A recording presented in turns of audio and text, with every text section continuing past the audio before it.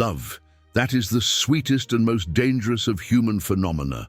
No other feeling is so celebrated and yet so poorly understood. People believe they love because they desire, but in truth, they love because they need. Love is our most elegant disguise for the never-ending lack. When a human being says, "I love you," they are actually saying, "I recognize in you something I am missing, and I need to believe that together we will be whole." But love does not fill, it mirrors. It returns us to our own unconscious, to the wound we try to hide since birth, the wound of helplessness. It is curious. Everyone speaks of love as a meeting, but I see it as a mirror. In the other, we seek the reflection of what we cannot be alone. And when that reflection breaks, we call it an end, but it is merely the truth appearing. Love is, therefore, a symptom, beautiful, intense, necessary, a mechanism of the unconscious that transforms desire into promise and loneliness into poetry. It is the most human illusion of all, and perhaps, for that very reason, the most indispensable. Yes, love is the dream of the unconscious awakened. Love is the battleground where the id, the ego, and the superego wage their most delicate war. The id, impulsive, wants to possess. It desires to touch, dominate, devour the beloved object. The ego, the mediator, tries to transform this raw desire into something socially acceptable, into affection, romance, promises. The superego, however, observes from above, judging every impulse, whispering, "Is this worthy? Is this moral?" Thus is born human love, a negotiation between instinct and ideal. No lover loves only the other. They also love the image they construct of the other. Love is, in large part, an act of imagination, a mental creation we project onto someone real. That is why, when passion ends, we say the person changed. In truth, what changed was the fantasy the unconscious had created. Love is also a reenactment of the first human bond, that of the infant with the mother. In that primordial instant, we learned what security, warmth, and nurture are, and we spend the rest of our lives trying to recreate that feeling. We love, therefore, not to find someone, but to re-encounter something, an echo of the first time we were loved unconditionally. This is why love is simultaneously pleasure and pain. It awakens desire and fear, surrender and control. To love is to allow the unconscious to dream again, but it is also to run the risk of waking up and seeing that the dream was only ours. Love, in its essence, is the most elegant theater of the unconscious.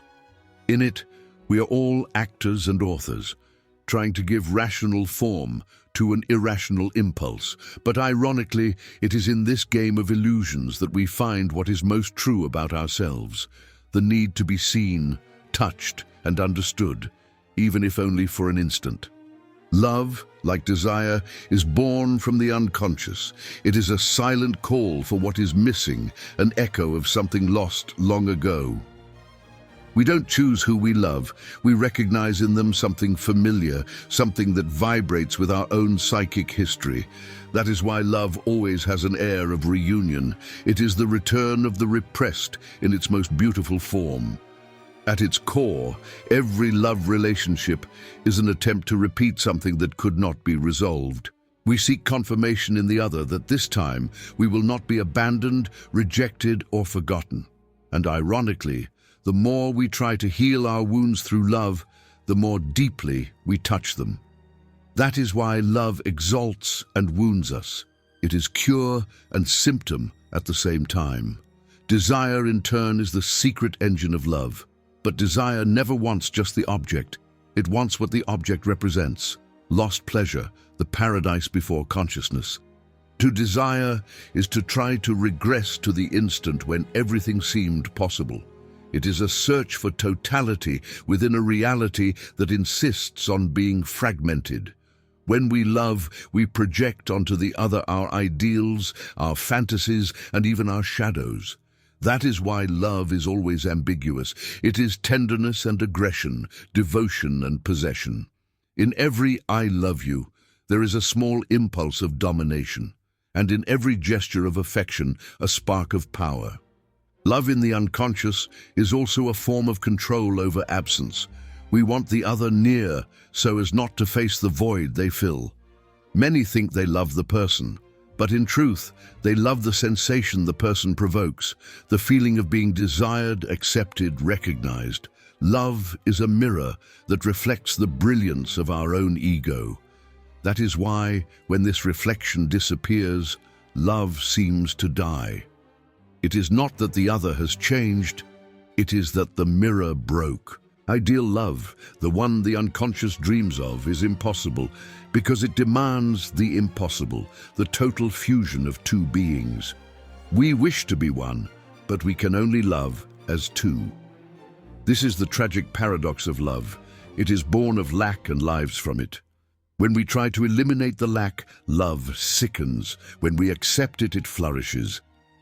Perhaps then, to love is to learn to inhabit absence, to understand that the other never truly belongs to us, because what we seek in them is something that lives within ourselves. Mature love, therefore, is not the one that holds on, but the one that allows, the one that understands that presence is deeper when born of freedom. Love is the most persistent dream of the unconscious. It keeps us alive, desiring, imagining.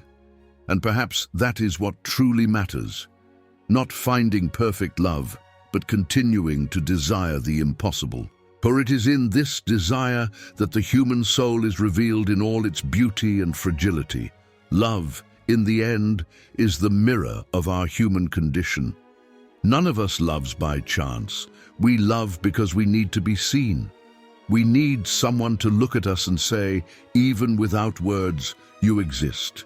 And when that gaze fades, we feel the primordial helplessness, the same we experienced when we were born and the world seemed too cold. To love is, therefore, an act of hope, an attempt to escape the loneliness that thought imposes upon us. Even knowing that all love is fleeting, we persist. We repeat the gesture, the kiss, the mistake, as if, through repetition, we could convince time to have mercy. It is a way to challenge the impossible, to scream to the universe, I exist and I am not alone. Love is also a necessary illusion. It deceives us, and it is good that it does. For without this illusion, life would be unbearably rational. Love grants us a small delusion, believing that the other can save us. And even knowing they cannot, we keep trying. This insistence is not weakness. It is the most beautiful form of resistance. Love reveals the deepest paradox of the human being. We want freedom, but we fear distance. We desire fusion, but we need boundaries. Between the I and the other, there is a fragile bridge, and yet we cross. Because to love is to accept the risk of falling, to allow oneself to be vulnerable, to dance on the edge of the abyss with closed eyes. Perhaps in the end, love is not about finding someone to complete us, but about recognizing in someone the reflection of what we always seek within ourselves. To love is to discover that lack is what unites us. It is what moves us, humanizes us, and prevents us from turning to stone. Love is finally the sweetest of mistakes and the truest of dreams. Curious, isn't it? We spend our entire lives trying to understand love, and the more we try to explain it, the more it slips through our fingers. Even I, after so many analyses, so many confessions and deciphered dreams, still don't know if love is a blessing or a trap of nature. Perhaps it is both. Perhaps to love is the price we pay for being human, for being conscious of our own loneliness. Some say love is a meeting of souls. I, however, believe it is an agreement between wounds. Two lacks that recognize each other and for a brief instant mutually heal, not through completeness, but through understanding. To love is not to say you make me happy. but rather, with you, my pain makes sense. And, let's face it, that is a miracle great enough for this life. In the consulting room, I saw broken hearts that still insisted on loving. I saw people who swore never to believe again, and the next day brought flowers. Love is stubborn. It respects no promises, diagnoses, or logic. It is the most rebellious of instincts, the noblest of delusions. It humbles us, but it also redeems us. It breaks us, but gives us the courage to start anew. Perhaps that is why I admire it so much, because love is the only symptom I don't want to cure. It is our most beautiful illness, the most necessary of all. Without it, the world would be a perfectly balanced and absolutely unbearable place. At the core, to love is to accept the chaos. It is to allow another human being to have the power to transform us and still call them mine. It is the most irrational, most dangerous, and paradoxically, most human gesture we can commit. And no matter how much we try to understand it, love will always be greater than any theory. So if you ask me what love is, I tell you, love is the dream of the unconscious that dared to stay awake. It is the proof that even after everything, we still believe in something. We still desire, still hope, still leap, even knowing we might fall. And it is precisely in that leap, that risk, that abyss full of hope, that the beauty of life resides. Love, even if it hurts, because it is in the pain that love reveals itself as true, and it is in love that the human being shows, at last, that they were born to feel. Ah, love. As irresistible as the impulse to press the like button. If this video awakened something within you, desire, curiosity, or even a touch of resistance, do not repress it. Click like. It is perhaps the healthiest form of sublimation available in the digital age. And if your unconscious happens to crave more analysis, don't fight it. Subscribe to the channel. After all, as the ego would say, it's far better to understand your impulses than to be ruled by them. Now go. Love, like, subscribe. 3 small acts of pleasure, and none of them require therapy afterward.